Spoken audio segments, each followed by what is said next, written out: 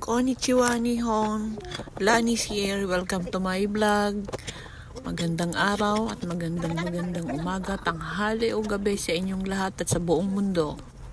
First video namin ng 2025. Bagong taon yan, may trabaho kami. Dalawa lang kami ng kasama ko niyan.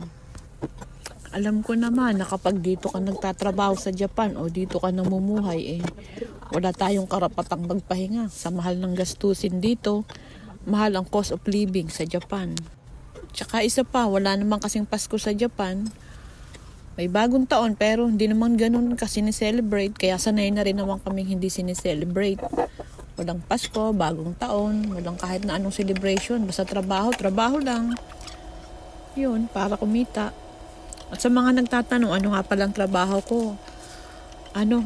Naglilinis kami ng hotel. May pasok kami niya noong December 31 to 2024 pa noon. Pumasok kami noon. Alas 11 na ang gabi. Tapos dyan na kami inabutan ng pagputok ng taon ng January 1, 2025. Kaya yun yung first video namin.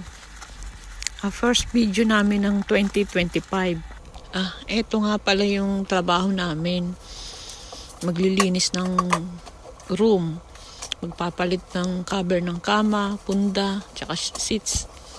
Tatanggalin yung basura. Papalitan ng bago. Maglalagay ng amenity. Pupunasan yung paligid, palibot. Tapos yung bathtub, lilinisin. Tapos na tayo sa maliit na room. Dito naman tayo sa malaking room. Ito naman yung room na finished product na malinis na siya. Ito yung hitsura niya sa loob, pauwi. Taglamig na naman pala dito sa Japan ngayon. Kaya ingat po sa lahat ng mga narito sa Japan. At maraming salamat sa mga nanonood at manonood pa. Thank you. Pagpalain kayo.